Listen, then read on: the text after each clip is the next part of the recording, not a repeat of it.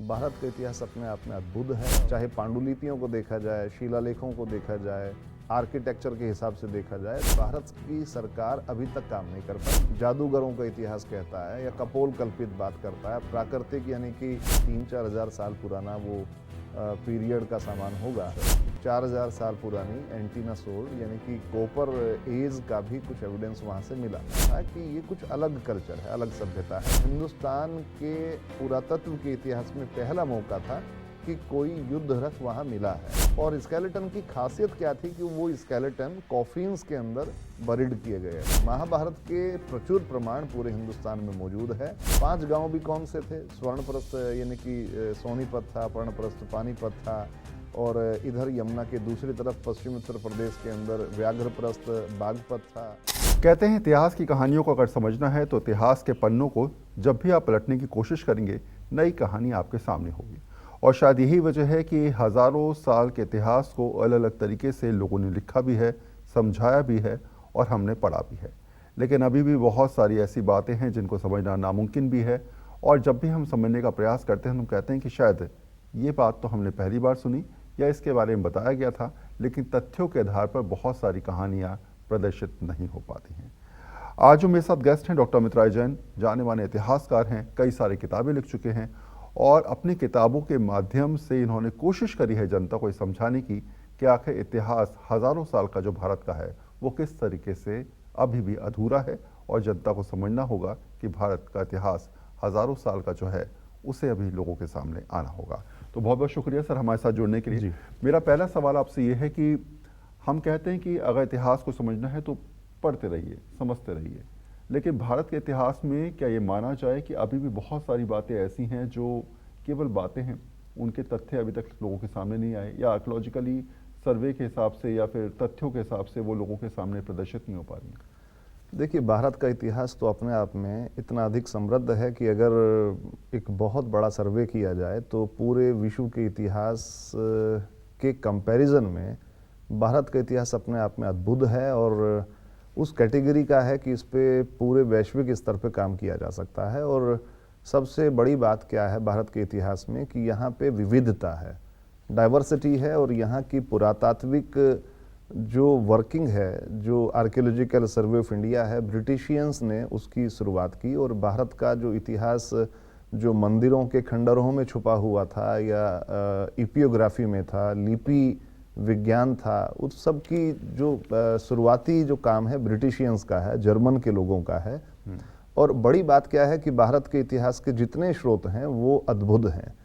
चाहे पांडुलिपियों को देखा जाए, शिलालेखों को देखा जाए, आर्किटेक्चर के हिसाब से देखा जाए, तो वैश्विक स्तर पे इतनी बड़ी कैटेगरी का, इतनी बड़ी महत्वपूर्ण तथ्यों के साथ भारत का इतिहास सामने लाया जा सकता है। लेकिन आज़ाद हिंदुस्तान में यानी कि 1947 में जब देश आज़ाद हुआ उसके बाद से अब तक यानी कि पिछले 75-80 सालों यानी कि 8 दशक लंबी यानी कि विदेशी लोगों ने जो काम किया उस कैटेगरी में भारत की सरकार अभी तक काम नहीं कर पाई। लेकिन जितना काम हुआ नाकाफ़ी तो है, लेकिन वो एक ऐसा मापदंड जरूर स्थापित करता है कि भारत के इतिहास को संदर्भित किया जा सकता है। और सबसे बड़ी बात कि लिटरेरी सोर्सेज हमारे पास बहुत है, लेकिन उस पे फाइंडिंग्स पे काम किया जाए। जैसे कि धार्मिक रिलीजियस तौर पे बहुत सारी चीज़ें, कुछ ऐसा एक वर्ग है इतिहासकारों का वैश्विक स्तर पे कि जो भारत के इतिहास को जादूगरों का इतिहास कहता है या कपोल कल्पित बात करता है। प्राकृतिक यानी कि पेड़ों की और जानवरों की कथाओं की बात करता है। लेकिन साइंटिफिकली अगर प्रूव किया जाए, इस पे अगर रिसर्च किया जाए और इतिहासकारों के द्वारा, पुरातत्ववेत्ताओं के द्वारा ढंग से एक प्रोग्राम बना के काम किया जाए तो पूरे विश्व के सामने कंपैरिजन में भारत का इतिहास सबसे ज़्यादा समृद्ध है। चलिए अब एक काम करते हैं, धीरे धीरे आपकी किताबों पे बात करेंगे जी।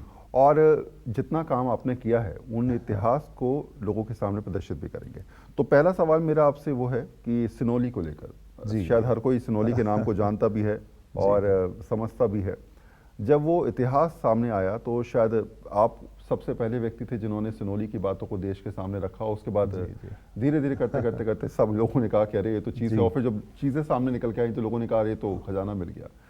सिनोली के बारे में आपको कैसे पता चला और वहाँ सबसे पहली विजिट आपकी कब रही और आपने सबसे पहली चीज़ वहाँ पर क्या देखी? देखिए, सन 2005 में जो सिनोली गांव है वो बड़ौत तहसील के अंतर्गत एक गांव है और बड़ौत के बहुत निकटवर्ती है, जो कि जिला बागपत के अंदर है। उत्तर प्रदेश में दिल्ली राजधानी से बहुत निकट है, लगभग 55 किलोमीटर के करीब की दूरी पे है। तो वहाँ के हम मूल निवासी हैं। और तो वहाँ के एसडीएम उस समय, अभी तो आईएएस बन गए हैं, मानवेंद्र सिंह का फ़ोन मेरे पास आया। उन्होंने कहा कि खेत की मिट्टी उठाते हुए वहाँ से कुछ मिट्टी के बहुत बड़े बड़े बर्तन मिल रहे हैं और कुछ चीज़ें मिल रही हैं, और वहाँ पे ऐसा एक आसपास के गांव में प्रचार हो गया है कि वहाँ खजाना मिला है। तो एक बार आप देखेंगे, क्योंकि वो मेरे मित्र थे और जानते थे कि इनकी इतिहास में रुचि है। उस समय एसडीएम मानवेंद्र सिंह और मैं वहाँ गए। वहाँ जाने के बाद मैंने देखा कि जो चीज़ें हम लोग हिस्ट्री में पुरातत्व के अध्ययन के दौरान पढ़ते थे, सुराही नुमा बर्तन हैं जो कि हड़प्पन पीरियड के आसपास के हो सकते हैं। मतलब कितना पुराना लगभग? लगभग उस समय जो प्रथम दृष्टया यानी कि एकदम देखने पे ऐसा लगता था कि कम से कम 3-4 हजार साल पुराना वो पीरियड का सामान होगा। अच्छा। उस समय हमने कुछ चीज़ें वहाँ से इकट्ठी भी की जो टूट गई थी, लेकिन कुछ इंटैक्ट पॉट थे वो रखे। लेकिन बाई चांस उन दिनों कैम्ब्रिज से डॉक्टर दिलीप चक्रवर्ती इंडिया आए हुए थे, और आर्कियोलॉजिकल सर्वे ऑफ इंडिया की एक्सकेवेशन ब्रांच सेकंड के जो उस समय डायरेक्टर थे वो डॉक्टर धर्मवीर डीबी शर्मा जी थे। उन लोगों से संपर्क किया गया, बात की गई और एक विजिट तय किया गया। उन लोगों को जब यहाँ बुलाया गया बड़ौत सिनोली में, तो विजिट के बाद ये तो क्लियर हुआ कि ये बहुत इंपॉर्टेंट चीज़ें हैं। और यहाँ से एक कॉपर की तलवार भी मिली थी जो कि एंटीना सोर्ड, जिसको लोग पूरे विश्व में जानते हैं। भारत की स्पेशलिटी है कि लगभग 4000 साल पुरानी एंटीना सोर्ड यानी कि कॉपर एज का भी कुछ एविडेंस वहाँ से मिला। बाद में पुलिस के माध्यम से वो उपलब्ध कर लिया गया, यकीन यानी कि जो किसान लोग उठा करके ले गए थे वो जब्त की गई चीज़ें। तो खैर उस समय वो एक साल्वेज ऑपरेशन की सिफारिश की गई एएसआई के डीजी को, और वो तय भी हुआ। और 2005 में यहाँ पे एक एक्सकेवेशन शुरू हुआ सीजन में।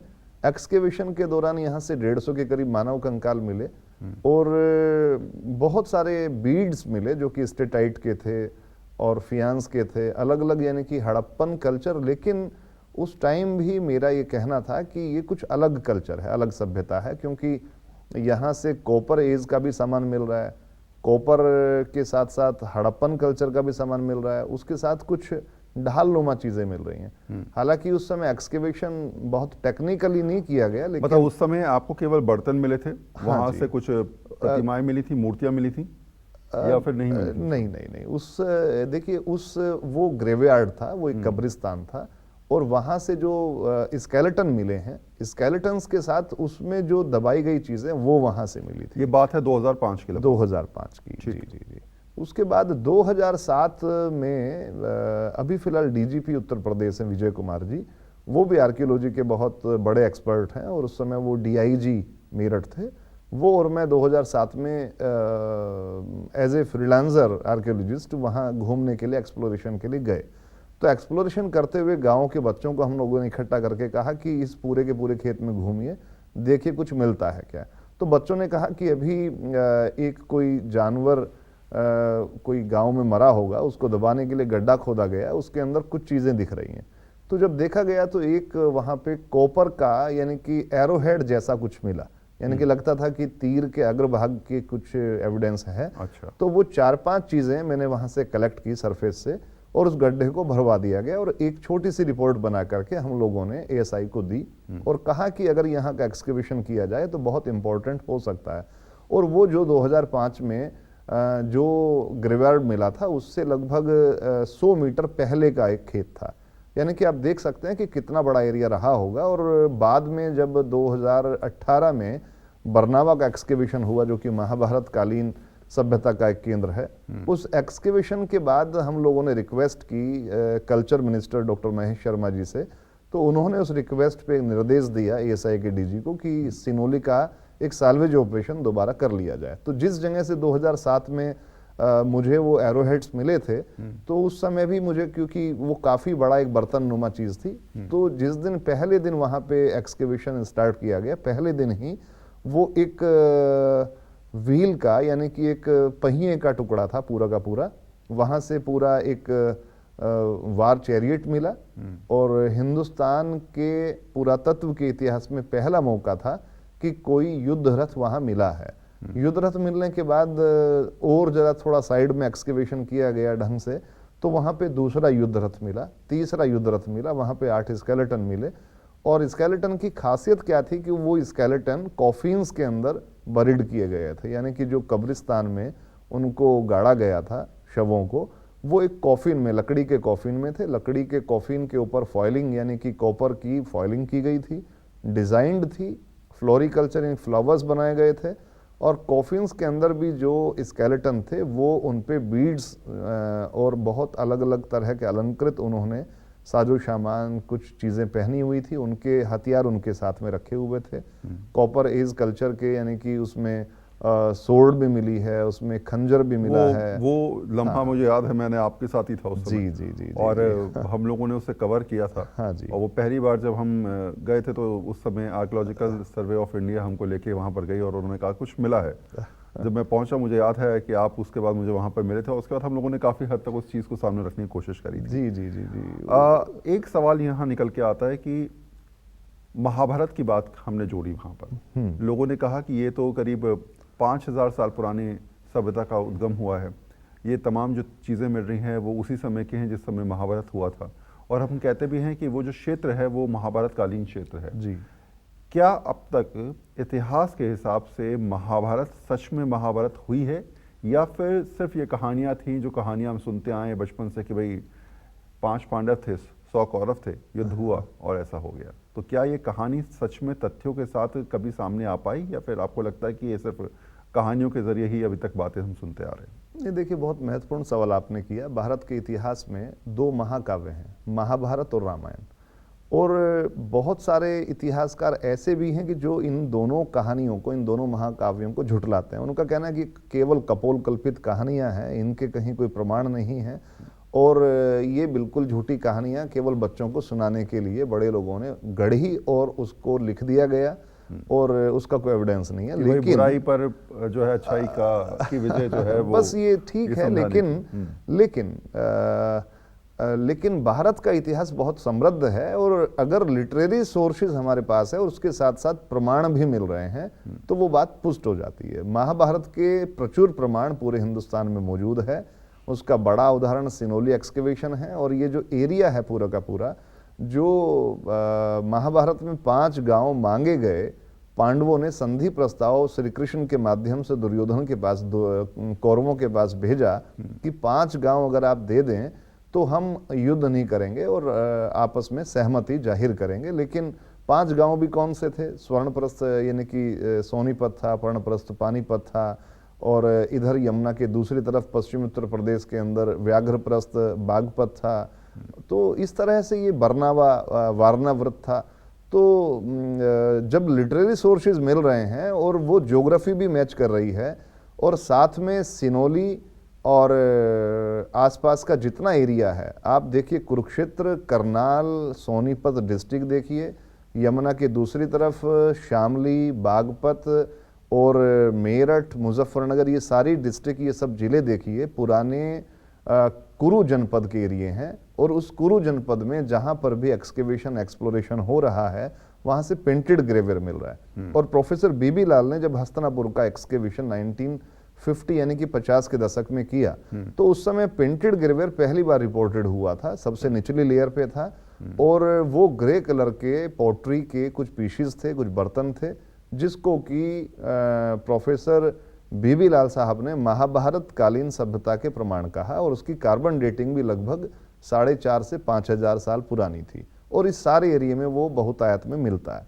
अगर ढंग से एक्सकेवेशन, एक्सप्लोरेशन और एक बड़ा प्रोजेक्ट बना लिया जाए महाभारत को ध्यान में रखते हुए, सिनोली एक्सकेवेशन के बाद पहली बार जब मैंने दावा किया कि हमें सिनोली को केवल सिंधु या हड़प्पा से रिलेटेड ना मानते हुए एक डिफरेंट कल्चर मानना चाहिए और इसको सिनोली सभ्यता का नाम देना चाहिए, तो लोगों ने उस समय बड़ी एक मजाक तो नहीं कहूँगा, लेकिन उनको लगा कि ये कुछ फालतू बातें करके मीडिया को प्रभावित करना चाहते हैं। लेकिन मेरा कोई ऐसा उद्देश्य नहीं था। मैं केवल ये चाहता हूँ कि भारत की संस्कृति, सभ्यता की जो प्राचीन अवधारणा है या जो एविडेंस है वो सामने आए और महाभारत भी प्रूव है और रामायण भी प्रूव है, क्योंकि बहुत सारे ऐसे एविडेंसेस हैं महाभारत रामायण के। अगर एक कार्यक्रम बड़े स्तर का बना दिया जाए तो सब चीज़ें पूरे दुनिया के सामने आ जाएंगी और ये सच साबित होगा।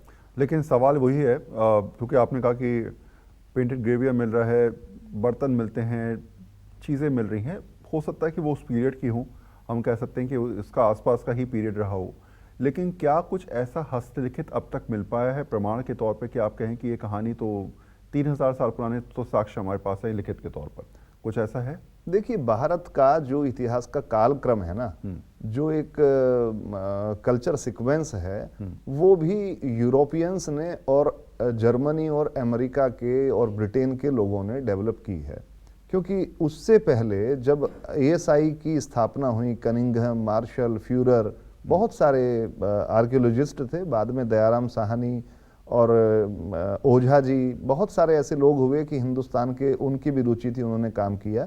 लेकिन सबसे पहले ब्राह्मी स्क्रिप्ट, खरोष्टी स्क्रिप्ट और हड़प्पन स्क्रिप्ट, उन सब की खोज, उनको पढ़ने का काम उन लोगों ने किया और उसके आधार पे जो सिक्के मिले, प्राचीन कॉइन्स मिले, ट्राइबल कॉइन्स मिले हैं, उन पे जो ब्राह्मी और खरोष्टी लिखी हुई है, उसके आधार पे राजाओं के राजवंशों की जो क्रोनोलॉजी है उसको भी उन्होंने बनाया। और लेकिन काल क्रम में कहीं ना कहीं वो चूक गए हैं। जैसे महाभारत के कालक्रम की बात है कि 4000 से 4500 साल का होना चाहिए, अभी बहुत सारी डेटिंग और पीछे जा रही हैं। अभी एक्सकेवेशन राखी गढ़ी का हुआ, सिनोली का हुआ, और भी किल्लाड़ी का हुआ, तमिल में हुआ, बहुत जगह पे हुए हैं और उनकी जो डेटिंग आ रही है, क्योंकि डेटिंग पे ध्यान हिंदुस्तान के आर्कियोलॉजिकल डिपार्टमेंट ने कम किया। मेरा कहना है कि सबसे पहले तो कल्चर सीक्वेंस पता की जाए और पूरे हिंदुस्तान की कल्चर सीक्वेंस के बाद उनकी कार्बन डेटिंग के साथ उसका मैच किया जाए और सबसे पहले भारत का जो इतिहास है उसका कालक्रम निर्धारित किया जाए। सिनोली की एक्सकेवेशन ने जो 1000 साल के करीब का पीरियड ब्रिटिशियंस ने अंधकार युग में रखा है, कॉपर एज कल्चर और हड़प्पन एज के बीच का, कि इसके बारे में सही कहा नहीं जा सकता। तो यहाँ पे साथ में दोनों चीजें मिल रही हैं, कॉपर एज कल्चर के टूल्स, वेपन्स मिल रहे हैं, उसके साथ साथ जो हड़प्पन कल्चर यानी कि जो ओपदार, जो पॉलिश्ड जो वेयर है, जो बर्तन है, वो मिल रहे हैं, वहाँ पे अनाज मिल रहा है। तो अगर हम उसके बीच के जो टाइम पीरियड की चीजें हैं उसको सबको ध्यान में दें तो मुझे लगता है कि भारत के जो अंधकार युग वाली जो स्थिति है वो समाप्त होगी और भारत सही इतिहास को, सही पुरातत्व को पूरे विश्व के सामने रख पाएगा। अच्छा, एक सवाल और आता है दिमाग में कि जब हम महाभारत की बात करते हैं तो भगवान कृष्ण का नाम सबके जहन में आ जाता है और शायद वो पोर्शन भी महाभारत का ही जुड़ा हुआ है। मथुरा जो पोर्शन है या वृंदावन है या पूरा ब्रज का पोर्शन भी है, वो भी कह सकते हैं कि उस समय का कुरुक्षेत्र के आसपास का इलाका ही रहा है, पूरा ब्रज का इलाका रहा है। कृष्ण की अवधारणा को लेकर अब तक ऐसे कौन से सबूत मिले हैं? क्योंकि आपने कहा कि महाभारत के कालीन चीज़ें सामने निकल के आई हैं लेकिन बहुत हद तक क्लियर नहीं है। लेकिन क्या भगवान श्री कृष्ण से जुड़ी चीज़ें क्लियर हुई हैं या क्या कुछ ऐसे तथ्य हैं जिसके आधार पर हम कह सकते हैं कि भगवान श्री कृष्ण की कहानियाँ या जो बातें हैं वो सच में जीवंत हैं अभी भी? देखिए, हालांकि मैं आपको पहले बोल देता हूँ कि हम लोग किसी पे सवाल नहीं उठा रहे, हम सिर्फ ये डिस्कशन कर रहे हैं और हम उन तथ्यों को लोगों के सामने रख रहे हैं जिसके जरिए वो समझ पाएं कि आखिर जो कुछ मिला है उसका आधार क्या है। देखिए वरुण जी, सबसे पहले तो अगर सवाल होंगे जवाब भी तभी पैदा होगा, तो सवाल में कहीं कोई गुंजाइश शक शुबह की नहीं है। और भगवान श्री कृष्ण और महाभारत का जो संबंध है, क्योंकि महाभारत के मेन सूत्रधार और अच्छाई की जीत बुराई पर वाला जो एक अवधारणा है, वो कृष्ण का कैरेक्टर पूरे विश्व को प्रभावित करता है। जो गीता का उपदेश है उसने पूरे विश्व में कहीं ना कहीं बैलेंसिंग करने में ताकतों को और ये जो युद्ध प्रणाली है इसमें कहीं ना कहीं भाई भतीजावाद खत्म करने की भूमिका अदा की है। एक बड़ा विचार है। तो इस विचार के साथ साथ क्योंकि आर्कियोलॉजिकली और हिस्टोरिकली बात चल रही है, तो मथुरा और वृंदावन, सारा ब्रज एरिया की बात आती है कि वो कितना पुराना है या कितना ऐतिहासिक होगा। तो ये मैं जरूर यहाँ बताना चाहूँगा कि मथुरा स्कल्पचर पूरे इंडिया का सबसे प्राचीन स्कल्पचर है। फ्यूरर और मार्शल ने 3 एक्सकेवेशन वहां के किए। अच्छा। और लगभग 100 साल से पहले उन्होंने काम किया। वहां कंकाली टीले का काम किया, वहां एक्सकेवेशन किया, सोंख का एक्सकेवेशन हुआ, उसके आसपास के गांव में जो एविडेंसेस, जो मूर्तियां, जो स्कल्पचर पड़ा था उस पे काम किया। तो कंकाली टीले के एक्सकेवेशन में वहां पे एक पूरा का पूरा जैन मॉन्यूमेंट मिला है, बुद्धिस्ट मॉन्यूमेंट मिला है, और उसके साथ साथ भगवान श्री कृष्ण की भी बहुत सारी बलराम के साथ मूर्तियां मिली हैं। बड़ी बात क्या है कि उन मूर्तियों पे इंस्क्रिप्शंस हैं, ब्राह्मी इंस्क्रिप्शंस हैं, और वो 2nd सेंचुरी बीसी के इंस्क्रिप्शन हैं, यानी कि 2200 साल पुराने इंस्क्रिप्शन हैं। जबकि मूर्ति पूजा और इन सब मूर्तियों के और बारे लिखा में क्या है उसमें? नहीं, उन पे आयागपट बहुत सारे हैं। उन पे धार्मिक मान्यताएं लिखी हैं, क्रोनोलॉजी लिखी है, राजा कनिष्क का विम कटफिशेस का पूरा आदम कद मूर्तियां मिली हैं, जिनके ऊपर कनिष्क की मूर्ति मिली है। और मथुरा का जो म्यूजियम है, मथुरा स्टेट म्यूजियम, और एक मथुरा में जैन म्यूजियम है, वहाँ पे वो सब हैं। लेकिन उस समय सारा जो अर्ली स्कल्पचर वहाँ के एक्सकेवेशन का है वो स्टेट म्यूजियम लखनऊ में चला गया था। तो आजकल स्टेट म्यूजियम लखनऊ के अंदर वो गोडाउंस में है। अभी पिछले दिनों हम लोगों ने उसकी फोटोग्राफी की है, लगभग 10,000 फोटोग्राफी हमने ऑनलाइन डाल दी है। ठीक है, ये तो 2200 साल तक आपने कहा कि एक इतिहास के तौर जी, पे चीजें जी। निकल के आई हैं। उससे पहले की चीजें? नहीं, उससे पहले देखिए, ये तो एक आविष्कार की चीज है। मूर्तियों का उससे पहले प्रचलन नहीं था, लेकिन बहुत सारे ऐसे शिलालेख हैं जो आसपास के एरियाज में मिलते हैं। वहीं पर एक स्थान है जहां पर पेंटेड ग्रेवेयर बहुतायत में है, क्योंकि जो स्क्रिप्ट है, स्क्रिप्ट की डेटिंग अभी तक क्लियर नहीं है। ब्राह्मी और ये जो स्क्रिप्ट है, क्योंकि मैंने पहले कहा कि अगर भारत के इतिहास की काल तिथि, जो कालक्रम है, उसको निर्धारित किया जाए, तो ये मेरा दावा है कि कम से कम 1000 से 1500 साल ये पीछे जाएगा। जो आज हम सोच रहे हैं कि ये भगवान बुद्ध, महावीर 2500 साल पहले हुए, हो सकता है कि वो 3500 साल पहले चले जाएं, और भगवान कृष्ण का पीरियड और अर्ली चला जाए। क्योंकि ये कार्बन डेटिंग अगर ढंग से और इसकी एज पता कर ली जाए तो इस पे अभी काम होना बाकी है। लेकिन निसंदेह में इस बात को कह सकता हूं कि भगवान कृष्ण से जुड़े हुए बहुत सारे स्थान आज भी मौजूद हैं। रामायण से जुड़े हुए स्थल, रामायण के अंदर जो वर्णित जगहें हैं, स्थान हैं, ज्योग्राफी है, वो क्लियर है। भगवान राम के वन गमन की जो पूरी की पूरी स्थिति है, वो भी हमें बतलाती है कि आज भी भारत में, श्रीलंका में, आसपास के एरियाज में वो सब चीज़ें मौजूद अच्छा, हैं। आप मथुरा तो कई बार आपने वहाँ जी, विजिट जी। किया है। मैंने जब विजिट किया तो मैंने देखा कि जो गोवर्धन पर्वत है, हाँ जी, वहाँ पर सफ़ेद रंग की एक लाइन है जिसमें कहा गया कि ये दूध की लाइन है। अरावत जी, हाथी जी। जब आया था तब वो जी, जी, दूध जी। की लाइन बन गई थी। जी। कई सारे पैरों के निशान वहाँ पर कहे जाते हैं कि ये भगवान श्री कृष्ण के निशान है, राधा माता के निशान है। आपको लगता है ये सारे जो बातें हैं क्या काल्पनिक चीज़ों को जोड़ नहीं है, या सच में ये निशान या पैरों के निशान, या हो सकता है कि ये सच में हो या बनाए गए हों? इसको आप कैसे देखते हैं? देखिए, स्टोन की, पत्थरों की कार्बन डेटिंग नहीं होती, लेकिन उस पे जो चिन्ह बने हैं या उसके पास जो प्रमाण हैं, खुदे हुए हैं, मूर्तियां हैं, शिलालेख हैं, उनके माध्यम से पता चलता है। क्योंकि पत्थरों पे अर्ली मैन के टूल्स भी बहुत जगह पे इस सारे एरिया में मिलते हैं, और वहाँ पे कप शेप्स भी दिखाई देती हैं। तो कप शेप्स कम से कम 5000, 8000, 10,000, 30,000, 1,00,000 साल, यानी कि जो पुराना हमारा आदमी था, मानव सभ्यता थी, उसके लोग जहाँ निवास करते थे वहाँ पे बहुत सारे अपने एविडेंस छोड़ देते थे। कई जगह पे वो अपने टूल्स छोड़ देते थे, हैंड एक्स वगैरह छोड़ देते थे। तो जो आपने बात कही कि आज लोग वहाँ पे कह रहे हैं कि ये ऐरावत हाथी का, यानी कि एक चिन्ह है, बहुत सारी चीज़ें हैं, तो मुझे लगता है कि श्रद्धालुओं की श्रद्धा इसमें झलकती है। लेकिन एविडेंस को अगर आर्कियोलॉजिकली और इतिहास के तौर पे देखा जाए तो स्पष्ट तौर पे बहुत सारी चीज़ें कही जा सकती हैं। अच्छा, एक सवाल और है मेरा आपसे, वो ये कि हमने अयोध्या समझ लिया, माफ़ कीजिएगा, हमने मथुरा समझ लिया, हमने सनौली समझ ली। अब अगर अयोध्या की बात करें, आपने किताब भी लिखी, कहते हैं कि अयोध्या में भगवान राम हर जगह आपको देखने को मिल जाएंगे। जी जी। क्या अवशेषों के आधार पर भी, क्योंकि के मोहम्मद ने कहा कि जब उन्होंने वहाँ पर जो है वो एक्सकवेशन किया था तो उन्हें बहुत सारे ऐसे तथ्य मिल गए सामने निकल के, उन्होंने कहा कि नहीं, यहाँ तो मंदिर ही था। जी। और अब तो खैर कोर्ट से प्रूफ है, तो इसमें आप हम सवाल नहीं उठा रहे ना, कुछ हम कह रहे हैं, लेकिन वहाँ से ऐसे कौन कौन से तथ्य निकले, ऐसी कौन कौन सी चीज़ें निकल के आई जो ये प्रूफ करती हैं कि वहाँ मंदिर था और कई सौ साल तक मंदिर रहा, और उसका निर्माण कार्य जो है वो किस सदी में हुआ, कुछ इस प्रकार की चीज़ें। देखिए, अयोध्या तो आज पूरे विश्व के सामने एक भारत की अस्मिता और गौरव का प्रतीक बन के उभरा है। लेकिन क्योंकि आपने सवाल वहाँ के एक्सकेवेशन की फाइंडिंग्स को लेके किया है कि वहाँ क्या मिला है जिससे प्रूव होता है कि वहाँ मंदिर था, तो ये तो बिल्कुल 100% प्रूव्ड है कि जो विवादित ढांचा था उसके नीचे के एक्सकेवेशन में, आसपास के एक्सकेवेशन खुदाई में, क्योंकि पहला एक्सकेवेशन बीबी लाल साहब ने किया।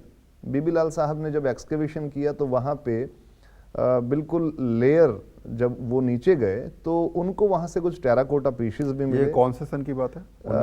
यानी कि 60 के दशक की बात है। उसमें उन्होंने वहाँ पे एक्सकेवेशन किया और उस एक्सकेवेशन में उन्होंने पाया कि वहाँ कुषाण कालीन, मौर्य कालीन, गुप्त कालीन कुछ स्कल्पचर यानी कि कुछ टेराकोटा मिल रहे हैं, कुछ एविडेंस मिल रहे हैं, कुछ डेली रूटीन के बर्तनों के टुकड़े मिल रहे हैं। तो उन्होंने वहाँ पे एक टेराकोटा को आदिनाथ का, यानी कि प्रथम तीर्थंकर आदिनाथ का टेराकोटा कहा अपनी रिपोर्ट में। और भी वहाँ से उन्हें कुछ चीज़ें मिली जो कि हिंदू आर्किटेक्चर, हिंदू कल्चर की थी। तो लेकिन उसके बाद वो एक्सकेवेशन की रिपोर्ट केवल एक आर्कियोलॉजिकल रिपोर्ट थी, इस आधार पे नहीं थी कि उसको ये सिद्ध करना था या ये देखना था कि वहाँ पे कोई हिंदू आर्किटेक्चर था या नहीं था, क्योंकि वो थोड़ा अलग हटके थी।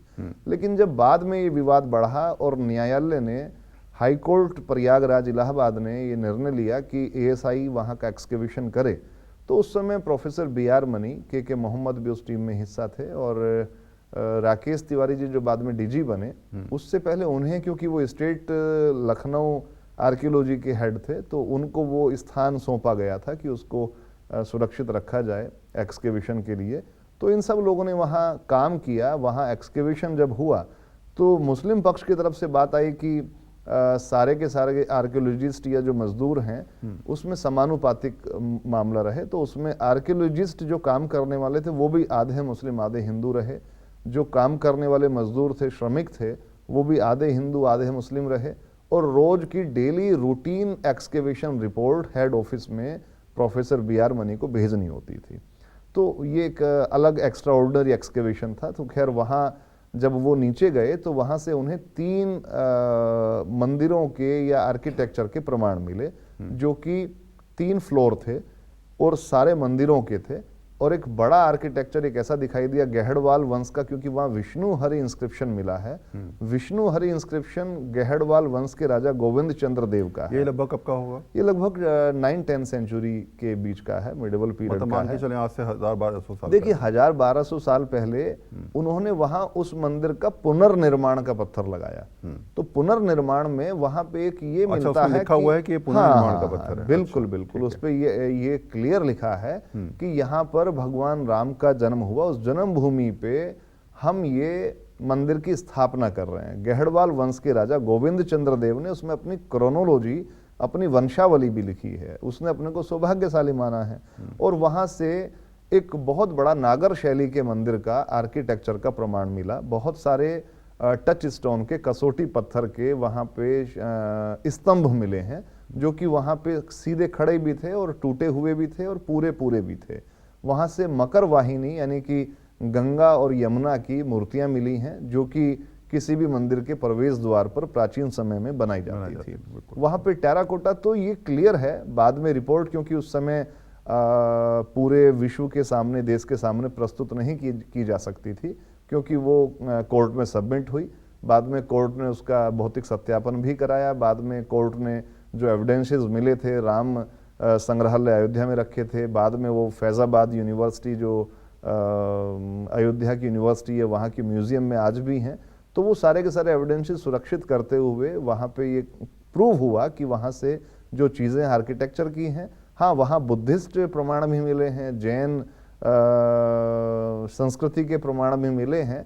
लेकिन पूरे भारत के जो जितने भी रिलीजियस सेक्ट हैं, चाहे वो जैन हैं, चाहे बौद्ध हैं, हिंदू संस्कृति है, किसी को भी राम की अस्मिता, राम के अस्तित्व पे कोई सवाल पैदा किसी ने नहीं किया। और सब इस बात पे एक मत थे कि यहाँ इस जन्मभूमि पे राम का मंदिर बनना चाहिए।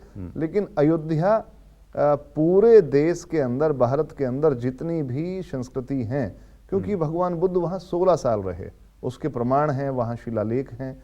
वहाँ पे भगवान ऋषभ देव का और अन्य 4 तीर्थंकरों का जन्म हुआ, वहाँ उनके मंदिर बने हुए हैं।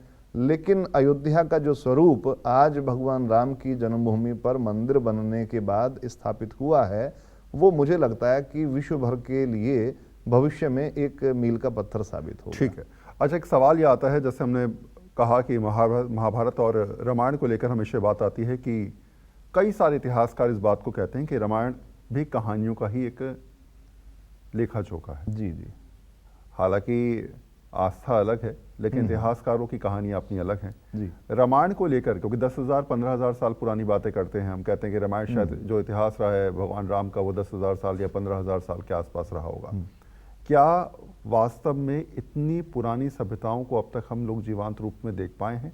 कुछ ऐसा भारत के अंदर मिला है, भगवान राम से जुड़ा ऐसा मिला है जिससे आप कह सके कि हाँ, हमने प्रूफ कर दिया कि रामायण वाकई में थी और भगवान राम से जुड़ी चीज हमारे पास है, तथ्य है? देखिए वरुण जी, भगवान राम के अस्तित्व और रामायण रामचरितमानस में जो चीज़ें वर्णित हैं वो भौगोलिकली यानी कि ज्योग्राफिकली अगर हम उसका सर्वे करते हैं तो पाते हैं कि जहाँ जहाँ पे भी भगवान राम का वन गमन के दौरान प्रवास हुआ, जहाँ वो गए, वहाँ कोई ना कोई आर्किटेक्चर, कोई मंदिर, कोई प्राचीन स्थान और लोकल किंवदंतियाँ, यानी कि जहाँ जहाँ पे वो गए तो वो लोकल किंवदंतियाँ कि यहाँ भगवान राम आए थे, यहाँ सीता की कुटी है, यहाँ सीता मढ़ी है, यहाँ पे भगवान लव कुश का यानी कि भगवान कृष्ण और सीता के पुत्रों का जन्म हुआ है। तो अगर हजारों वर्षों से पीढ़ी दर पीढ़ी कोई बात कही जा रही है तो वो झूठी होती नहीं है। कहीं ना कहीं अगर 100 बात बन गई है तो 20 बात तो वो सच होती है। उसी आधार पे तो रामचरितमानस जो है वो एक तरीके से लिखी गई। हाँ बिल्कुल, और उसी आधार पर जो है वो कंपाइलमेंट हुआ है। तो मैं जो कह रहा हूं कि इस कंपाइलमेंट के अंदर जो चीजें वर्णित हैं वो मिल रही हैं। अभी पिछले दिनों क्योंकि जब कांग्रेस गवर्नमेंट थी तो राम सेतु का मुद्दा उठा और डॉक्टर सुब्रमण्यम स्वामी ने उसकी सुप्रीम कोर्ट के अंदर अपील की, हाई कोर्ट से आगे बढ़ते हुए। तो वहां पे उस समय की तत्कालिक सरकार ने एक हलफनामा दायर किया कि हमें इस बात को भी देखना होगा कि क्या राम थे, क्या राम का अस्तित्व था।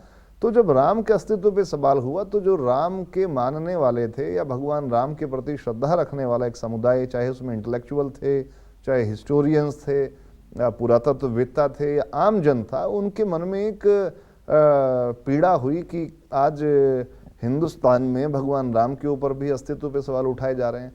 तो उस समय नासा ने एक सर्वे किया था और जो एक धनुष कोटि जगह है वहां से और श्रीलंका तक का एक आर्किटेक्चर यानी कि एक उन्होंने पुल देखा समुद्र में और सैटेलाइट के बहुत सारी चित्र यानी कि सैटेलाइट की जो क्लिक की हुई फोटोज थी वो जारी की गई और उसमें नासा ने कहा कि ये कोई मानव निर्मित संरचना है जो कि भारत के इस तट से और श्रीलंका के उस तट तक जाती है।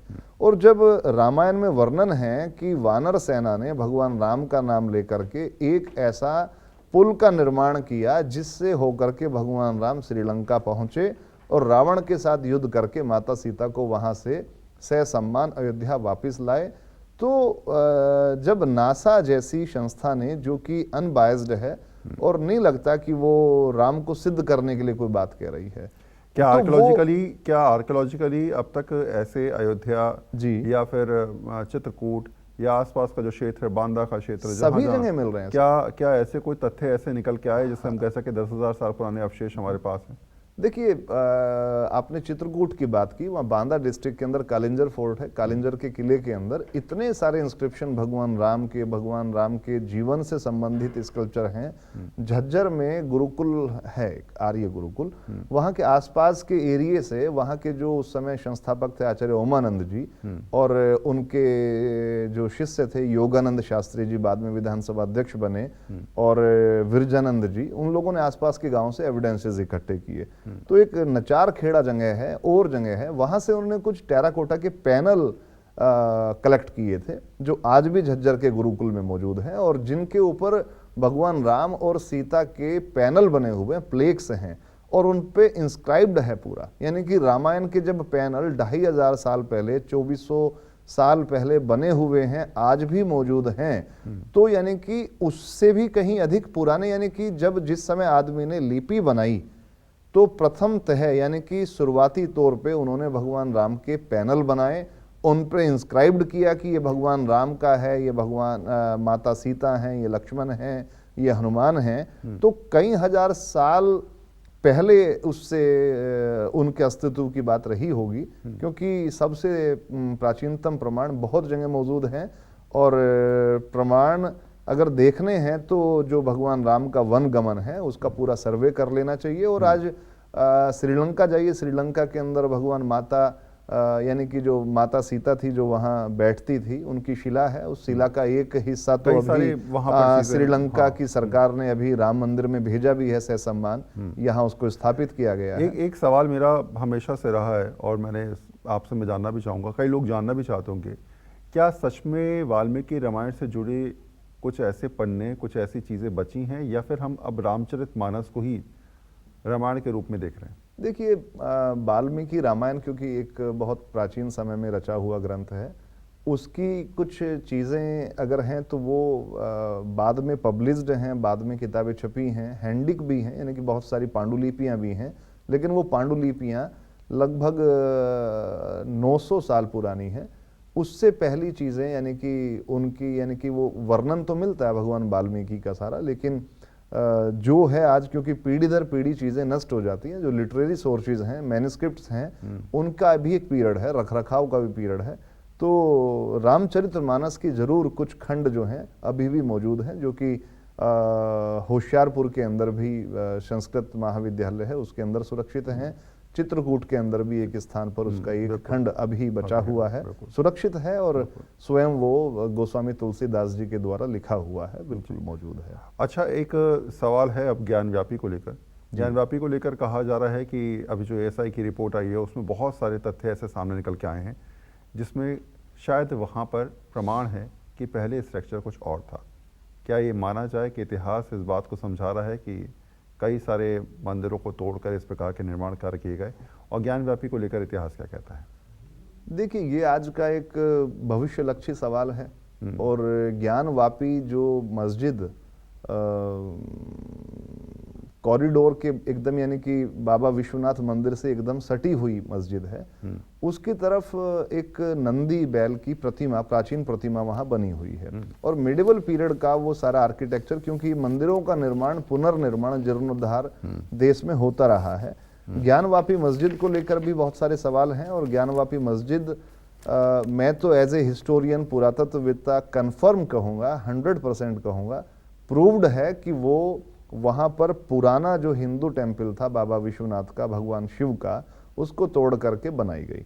हाँ, इस बात को सहज स्वीकार करना क्योंकि एक रिलीजियस मुद्दा है तो मुश्किल है, लेकिन अगर तथ्यों के आधार पे सोचा जाए, अभी कोर्ट के आदेश पे एएसआई के आलोक जी हैं, एक अच्छे पुरातत्ववेत्ता हैं, उनकी टीम ने वहाँ काम किया है, सर्वे किया है। और अच्छी बात यह है कि सर्वे की रिपोर्ट साथ ही अभी उपलब्ध करा दी गई है। पहले क्योंकि अलग तरह का मूड था कोर्ट का, लेकिन अब की बार तो मैंने उसको देखा है। उसके अंदर जो एविडेंस मिले हैं उसमें शिवलिंग की जलहरी मिली है, जो कि मिडिवल पीरियड की है, लगभग 1001 साल पुरानी है। वहाँ हनुमान जी की भी एक प्रतिमा, खंडित प्रतिमा मिली है। वहाँ पे बहुत सारे ऐसे एविडेंस हैं। वहाँ की अंदर की वॉल पे त्रिशूल बना है, और जो कूप है उस कूप का वर्णन तो बहुत सारे प्राचीन ग्रंथों में है। तो कन्फर्म है कि, और क्योंकि उसकी जो साइड वाली वॉल है, जो उसके आधार स्तंभ हैं, वो सारे हिंदू टेम्पल के हैं, तो कहीं कोई शक नहीं है कि ज्ञानवापी मस्जिद मंदिर तोड़ करके बनाई गई। तो अगर अच्छा तो ये है कि कोर्ट के बाहर ही दोनों पक्ष मिल करके बैठ करके जो बहुत ज़्यादा विवादित और बहुत ज़्यादा देश की श्रद्धा के प्रतीक स्थान है, उनको एक दूसरे को सौंप दिया जाए। इसमें कहीं कोई बहुत गंभीर बात नहीं है, कोई वहाँ झगड़ा नहीं हो रहा है, क्योंकि उस मस्जिद के अंदर ऐसा कुछ नहीं है कि उसके बिना वहाँ की जो मुस्लिम कम्युनिटी है अपनी आराधना या अपना जो धार्मिक अनुष्ठान है नहीं कर सकती। एक सवाल है कि अब कृष्ण जन्मभूमि, जी, राम जन्मभूमि में राम मंदिर बन चुका है, तैयार हो गया है, अभिलषण लोग कर रहे हैं। जी। कृष्ण जन्मभूमि को लेकर भी अब विवाद है। इस विवाद को आप कैसे देखते हैं? क्या सच में जो कोर्ट में मामला चल रहा है उसमें तमाम तरीके की बातें की गई हैं? जी। क्या इतिहास उसके बारे में कहता है? कुछ लिखित में है कि हाँ ऐसा हुआ था? अभी की स्थिति क्या है? देखिए, मथुरा वाला जो विवाद है ना, मथुरा तो उत्तर भारत की सबसे समृद्ध नगरी रही है और जितने भी विदेशी आक्रमणकारी आए उन्होंने पंजाब के रास्ते से आकर के यमुना को पार करके पश्चिमी उत्तर प्रदेश के रास्ते लोनी होते हुए दिल्ली को लूटते हुए उनका टारगेट मथुरा होता था, क्योंकि श्री कृष्ण के जितने भी प्राचीन मंदिर थे वहाँ पे बहुत बड़ी संख्या में जो दर्शन करने लोग आते थे, काफ़ी बड़ा वहाँ पे दान दक्षिणा आदि चढ़ाते थे और वो मंदिर बहुत समृद्ध थे। और पूरे अफगानिस्तान, ईरान, इराक, उधर की साइड के जितने भी विदेशी आक्रमणकारी जो मुस्लिम थे, उनका टारगेट ये होता था कि यहाँ आक्रमण करके उसको लूटना है। और उन्होंने जो अपने यात्रा वृत्तांत लिखे हैं, यानी कि मैं इंडिया के सोर्सेज की बात नहीं कर रहा हूँ, मैं सोर्सेज की बात कर रहा हूँ कि जो उन्होंने अपने यात्रा वृत्तांत लिखे हैं, अल बरूनी की भारत यात्रा देखिए, या और जो मुस्लिम इन्वेंडर्स हुए हैं यहाँ के, उन लोगों ने लिखा है कि उन्होंने मथुरा में कितना कत्लेआम मचाया, कितने मंदिरों को तोड़ा और वहां पर मस्जिदों का निर्माण किया। अभी जो फिलहाल मथुरा का जो जन्म स्थान मस्जिद वाला मामला है, वो भी बिल्कुल अयोध्या के और काशी विश्वनाथ टेम्पल के बराबर वाली मस्जिद के जैसा है। ये भी कन्फर्म है और उसके एविडेंस मौजूद हैं, क्योंकि मुस्लिम शासकों ने, मुस्लिम आक्रमणकारियों ने, उन लोगों ने अपने वृत्तांत में, अपने डॉक्यूमेंट्स में लिखा है और फारसी इंस्क्रिप्शंस, अरबी इंस्क्रिप्शंस के शिलालेख लगे हैं जिसमें उन्होंने अपनी प्रशस्ति लिखी है कि हमने इस श्री कृष्ण जन्म स्थान को तोड़कर यहाँ पर ये निर्माण किया, यहाँ पर अपना परचम फहराया। तो ये उनका एक अंधानुकरण जैसा था। वो क्योंकि हिंदुओं की अस्मिता पर चोट पहुंचा करके वो चाहते थे कि यहाँ पर उनका नाम हमेशा के लिए इस्लाम में जीवित रहे, लेकिन ये एक समय पर खत्म हो जाने जैसी प्रक्रिया है। समय बदलता रहता है और आज भारत अपनी पुरानी अस्मिता को लौटाने की ओर अग्रसर है और इसमें कहीं कोई झगड़ा नहीं है, कोई रिलीजियसली, यानी कि जितने भी आज हिंदुस्तान में मुस्लिम कम्युनिटी है, 95% भारत के मूल निवासी हैं। और कहना मोहन भागवत जी का कि सबका डीएनए एक है, तो कहीं ना कहीं हम सब लोग रक्त संबंधों में एक दूसरे से जुड़े हैं, तो कहीं कोई अपमान और सम्मान वाली बात पैदा नहीं होती। और भारत का जो इतिहास है, प्राचीन इतिहास है, वो दोबारा से अपनी कहानी गढ़ने को तैयार है। और ये जो अति महत्वपूर्ण जो जन्म स्थान है, चाहे वो भगवान श्री कृष्ण का हो मथुरा, या भगवान राम का हो अयोध्या, और भगवान शिव की जो भूमि है, पवित्र भूमियां हैं, उनका अब समय आया है कि भारत का प्राचीन गौरव तथ्यों के आधार पे, कोर्ट के फैसलों के आधार पे देश के सामने दोबारा खड़ा होगा। ठीक है, अब जरा इतिहास को थोड़ा सा आगे बढ़ाते हैं जी। हम लिखित इतिहास की बात करते हैं, हम कहते हैं सिकंदर महान। जी। जितने लोगों ने आक्रमण किया हम सबको गलत बताते हैं, लेकिन सिकंदर को महान बताते हैं। और सिकंदर और पोरस की लड़ाई के बारे में तो बहुत ज़्यादा लिखित भी नहीं है। बहुत हद तक इतिहासकारों ने उस लड़ाई को बस ये बताया कि पोरस ने जंग में पूरी तरीके से जोश लगाया, लेकिन वो हार गया।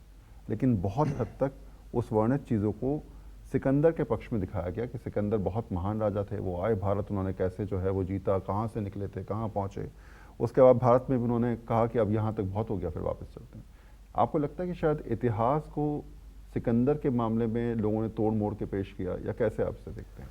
देखिए, ये बीसी की घटना है, यानी कि 5th सेंचुरी बीसी, 2500 साल पहले, जब अलेक्जेंडर, जिसको कि हिंदुस्तानियों ने सिकंदर कहा, वो यहाँ आया, तो वो भी केवल लूटने के लिए और यहाँ हमला करने के लिए आया था। और यहाँ के जो कामगार लोग थे उनको इकट्ठा करके वो अपनी बेबीलोन ले जा करके वहाँ निर्माण कराना चाहता था, क्योंकि भारत का निर्माण, भारत का आर्किटेक्चर, मंदिरों की समृद्धि दूसरे देशों तक पहुंचती थी। जब लोग व्यापार करने जाते थे तो दूसरे देश के जो आक्रमणकारी भारत में, हिंदुस्तान पे आक्रमण करते थे, तो वो केवल यहाँ लूटपाट के लिए करते थे।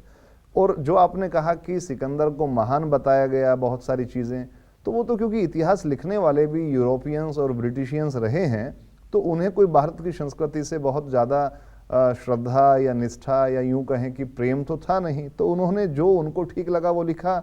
लेकिन अलेक्जेंडर का इतिहास भारत के साथ बहुत अच्छे से जुड़ा हुआ है, क्योंकि अलेक्जेंडर ने यहाँ पे आकर के जब वो वापस लौटा तो अपने बहुत सारे सेनापति जो उसके बहुत खास लोग थे उनको यहाँ पे अलग अलग हिस्सों को सौंपते हुए यहाँ का राजा बनाया, जिसमें मिनेंडर था। राजा मिलिंद जो था उसके नाम पे तो, क्योंकि बुद्धिस्ट आचार्य ने ग्रंथ भी लिखे, मिलिंद पन्हो, उसका नाम तो ग्रीक जो भाषा है उसमें मिनेंडर था, लेकिन यहाँ के लोगों ने उसको मिलिंद कहा।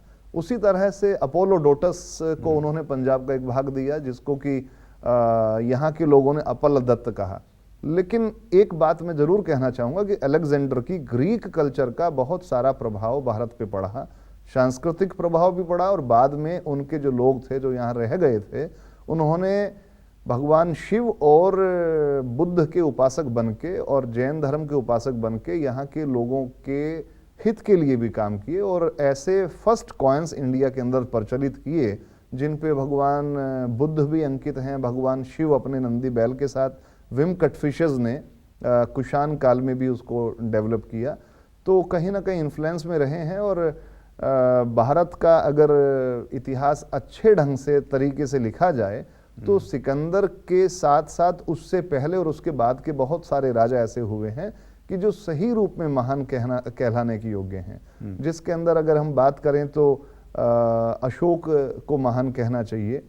और बहुत सारे राजा हुए हैं। हेमू विक्रमादित्य दिल्ली का शासक रहा है। अब भारत के इतिहास में मैं उस पर काम यानी कि किताब लिखने की कोशिश में हूँ, लेकिन सोर्सेज कम हैं, लोगों ने काम कम किया है मुगल शासकों पे, जबकि मुगल शासक की जो नीतियां थी अलग अलग राजाओं की, हिंदुस्तान के कोई विरोध में जाता था, कोई हिंदू कल्चर को नष्ट करने की तरफ बढ़ता था, जबकि उनके लिए बड़े बड़े ग्रंथ रच दिए गए।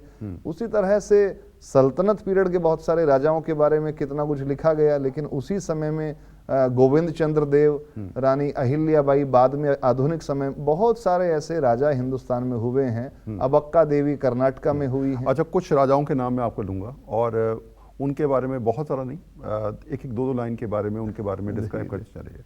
सम्राट अशोक कितना बड़ा साम्राज्य था, कहाँ तक फैला हुआ था? देखिए, सम्राट अशोक का साम्राज्य तो आज जो वर्तमान हिंदुस्तान है इससे कई गुना था।